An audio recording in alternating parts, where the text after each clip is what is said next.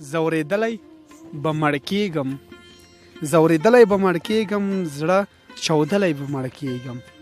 د لاسه دې کرانه کړه، د لاسه دې کرانه کړه، غریو نیولی به مړ کېږم. بس فریاد مې مقدر دی، بس فریاد مې مقدر دی، بس ویرجلی به مړ کېږم. سلامونه، نیکې هیلې، احترامات مې ومنئ.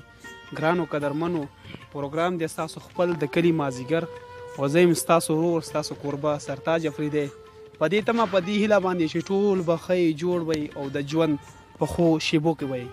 قدرمنو، د شنه درنګ علاقه ده، دلته یو ښاغلي ملګري له راغلي یو، فریاد صاحب سره ناست یو او مرکه مو را جوړه کړې ده او د شنه شنو پټو ته هم د کلي مازدیګر راوړی دی او نن به د ده سره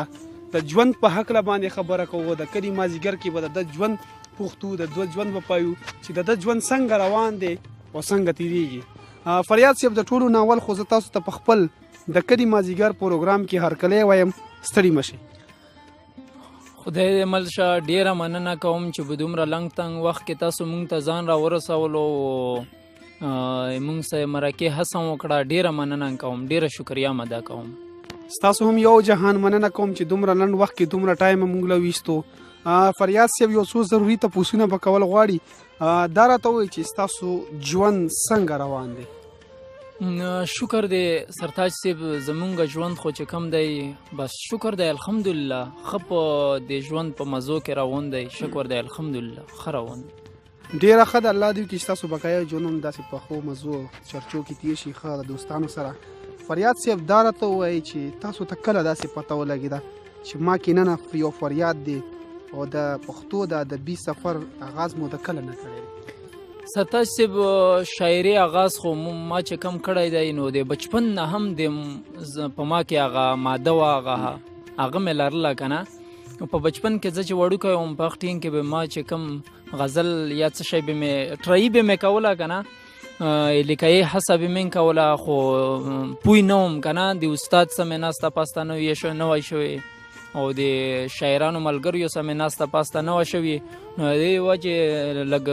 وخت مې واخیستو چې کله زه تقریبا 2004 له راورسېدم، داسې 2004 تقریبا چې راورسېدم، د هغې نه بعد مې شاعري لږه ماته ګوډه سټارټ کړه او 2007 پورې بیا داسې شوم چې پوه شوم. د هغې نه بعد بیا شکر الحمدلله تر اوسه پورې داسې ښه راورسېدم او سټارټ مې د بچپن نه اخیستی و. ډېره ښه ده، الله دې وکړي چې بقایا ژوند هم داسې ښه کار وکړي پښتو ادب کې چې د نوي کل ته یو ښه سبق ورکړی شي. فریاد صاحب، دا راته وایي چې داسې کم یو شاعر و چې تاسو ته متاثره شوي یې او دا د پښتو ادبي سفر آغاز هم کړی دی او داسې جدید وخت کې کم یو شاعر دی چې ستاسو خوښیږي؟ شاعران خو هر یو ښه شاعر زما خوښ دی. هر یو ښه شاعر چې د کام دپاره لیکل کوي او د خپلې پښتو ژبې دپاره لیکل کوي، هر یو ښه شاعر مې خوښ دی. خو په نن وخت کې شاعران هر یو ښه شاعر دی، خو بیا متاثره چې کوم یو که نه، نو د په نن سبا زلمو شاعرانو کې د شنواز باکیر صاحب نه چې د افغانستان سره تعلق ساتي، هغو نه متاثره یو تقریبا داسې. ډېره ښه ده. یو دوه اخري تپوسونه به کوم چې دا راته ووایي چې تاسو د پښتو په ادب کې داسې څه کې ډېر کار کړی دی؟ غزل کې مو ډېر کار کړی یا نثر نظم څه کې مو ډېر کار کړی دی؟ سرتاج صاحب، ما چې کم کار کړی دی نو تقریبا په نظم مې زور نه ویر وړی و، نور تقریبا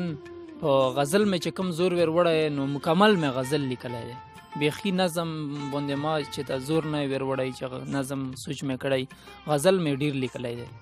ډېره ښه ده. د اخري تپوس کوم فریاد صاحب، دا راته ووایي چې نن سبا سینګر یعنی داسې کم یو سندرغاړی دی چې ستاسو خوښیږي چې یو غزل پې ریکارډ کوي یا ټپیزي یا داسې رباعي، کم یو سندرغاړی دی نن سبا جدید وخت کې چې تاسو خوښیږي؟ نن سبا وخت کې خو ښه سندرغاړي دي او د کرن خان چې کم دی نو هغه د غزل له یو داسې ترنم ورکوي، یو داسې ښکلا ورکوي چې غزل کا نوی ښکلې هم خو دومره عجیبه ترنم ورکړي چې ډېر په ښه انداز یې ووایي. زمونږ هم حسن لرو چې یاره د کرن خان باندې یو څو کلامونه ووایو ریکارډ کړو پې، نو په نن وخت کې د کرن خان چې کم دی هغه ډېر ښکلی سینګر دی، خوښ هم دی. الله دې وکړي، موږ به کوشش کوو انشاءالله چې د کرن خان صاحب باندې تاسو یو غزل ریکارډ کړو اوس را سره خپل کلامونه شریک کړئ خو ښه ډېر کلامونه.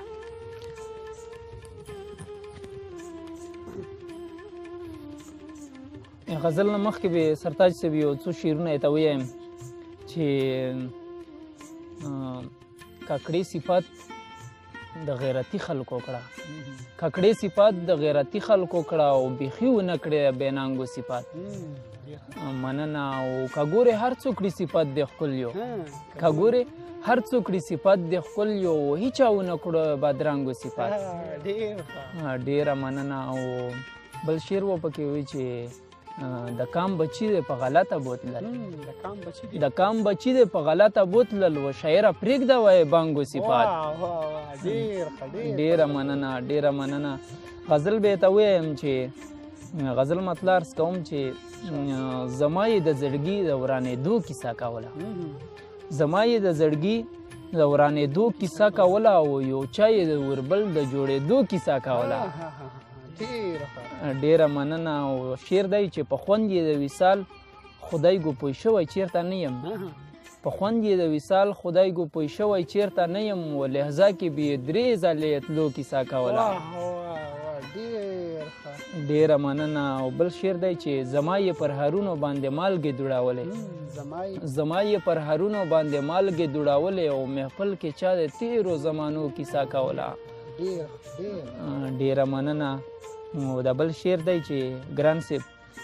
غریب ومه هیڅوک یې اورېدو ته تیار نه وو،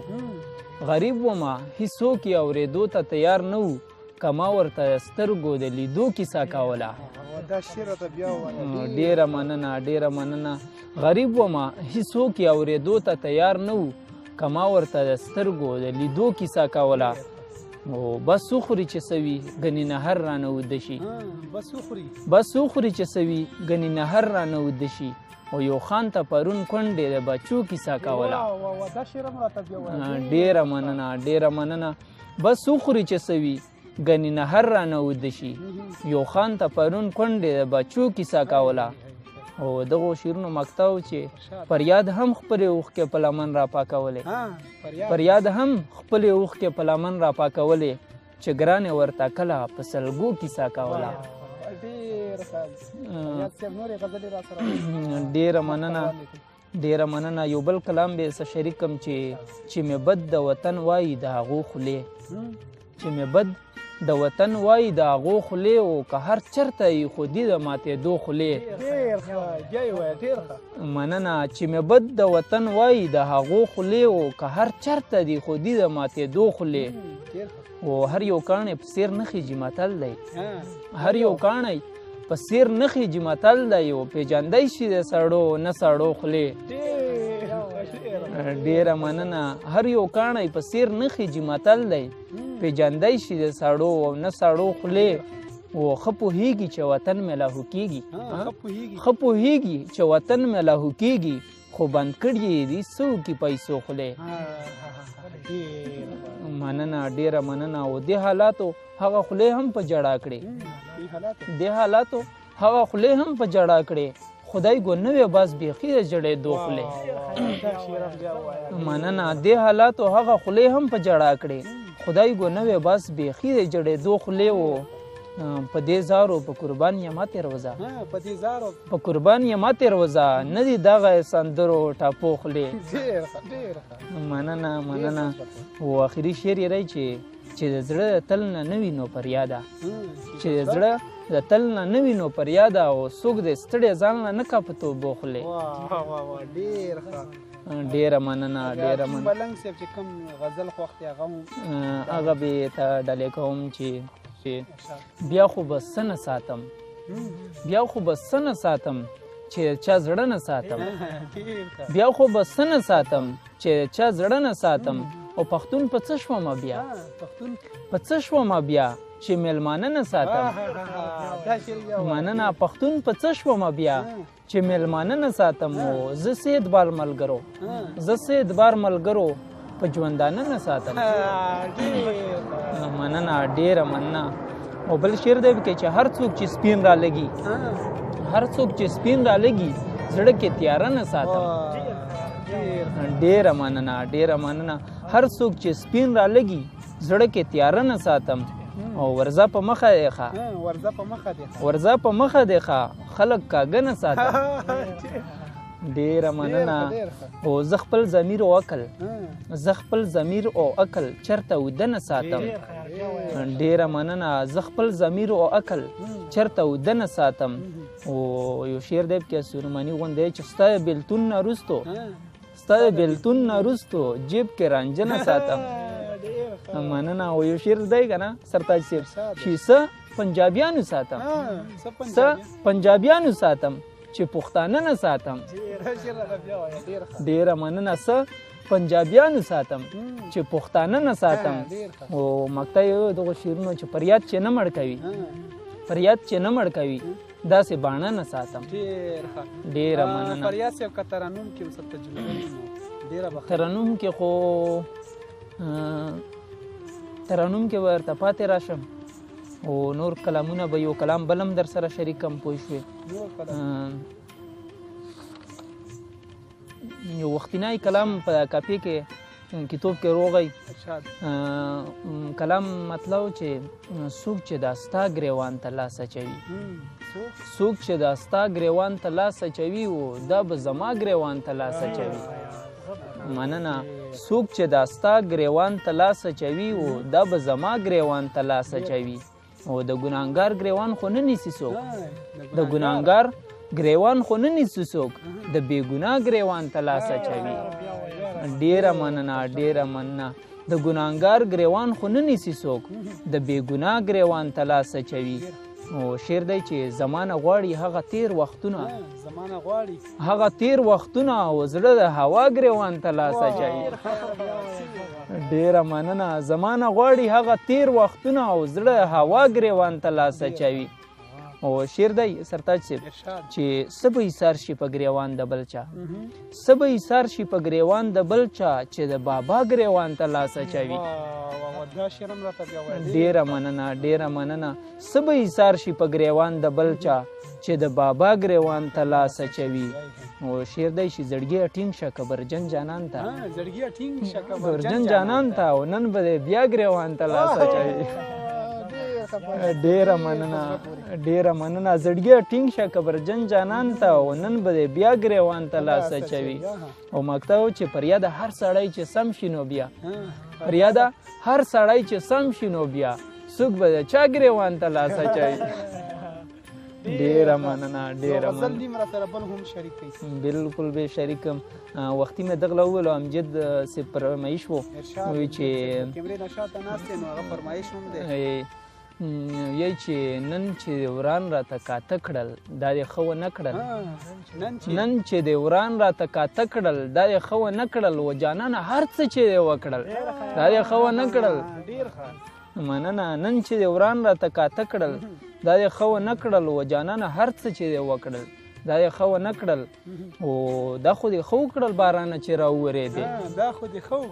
دې ښه وکړل بارانه چې راوورېدې خو بس یو څوک دی را په زړه کړل دا یې ښه ونه کړل ډېره مننه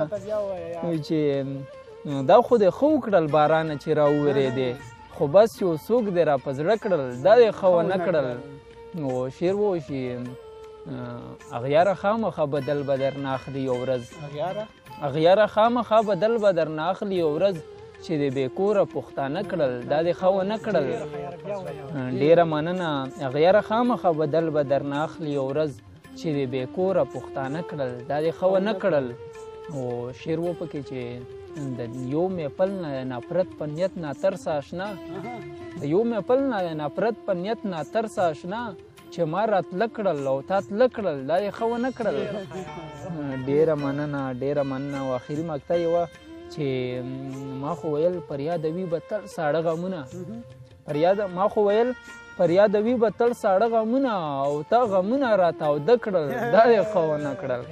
ډېره مننه ډېره اخري یو څو شعرونه داسې ووایي او بیا خپلو کتونکو ته څه پیغام وختینی کلام دی که نه وختینی غزل دی چې سحر که په خوله نشو مازدیګر به را په خوله شي سحر که په خوله نشو مازدیګر به را په خوله شي و امید لرم یارانو چې ډېر زر به را په خوله شي مننه او زما د لاس بمونو یې په څانګو خاورې بار کړې بمونو یې په څانګو خاورې بار کړې و لګیا یم اوس وایم چې نختر به را په خوله شي ډېره مننه زما د لاس بمونو یې په څانګو خاورې بار کړې لګیا یم اوس وایم چې نختر به را په خوله شي و هغه لکه ماشوم په زړه کې داسې دی ملګرو هغه لکه ماشوم په زړه کې داسې دی ملګرو اکثر رانه خفه شي او اکثر به را په خوله شي مننه او مدام په دې امید ورته د اوښکو جرګې وړمه مدام په دې امید ورته د اوښکو جرګې وړمه چې دا ځل به یې ومني دلبر به را په خوله شي مننه او بل شعر دی کې چې یو غټ شانتې کافر به مسلمان شي دا کېدای شي د کافر به مسلمان شي دا کېدای شي خو خدای خبر چې هغه مرور به را په خوله شي مننه یو غټ شانتې کافر به مسلمان شي دا کېدای شي خو خدای خبر چې هغه مرور به را په خوله شي او د ښکلي چې په سترګو کې دا ښکلي چې په سترګو کې مسکې شوه دا خو ښه شوه دا ښکلي چې په سترګو کې مسکې شوه دا خو ښه شوه چې سترګې یې په خوله شوې نو ځیګر به را په خوله شي مننه او دا بل شعر دی ګران صاحب چې واګداره ته یې یو ځلې د حال تپوس خو وکړه واګداره ته یې یو ځلې د حال تپوس خو وکړه بیا ګوره د دې خاورې ټول نهر به را په خوله شي مننه واګداره ته یې یو ځلې د حال تپوس خو وکړه بیا ګوره د دې خاورې ټول نهر به را په خوله شي شعر دی چې که بیا دې چرته پیښه په دې لارو باندې وکړه که بیا دې چرته پیښه په دې لارو باندې وکړه زما دغه غمجن ټټر به را په خوله شي مننه او دا غرونه د وطن په خوله کول در باندې پور دی دا غرونه د وطن په خوله کول در باندې پور دی یو فریاد چې سر وشیندې په سر به را په خوله شي ډېر ښې غزلې ډېر ښه شعرونه او فریاد صاحب خپلو کتونکو ته به څه پیغام ورکوئ ستاسو ډیره مننه کوم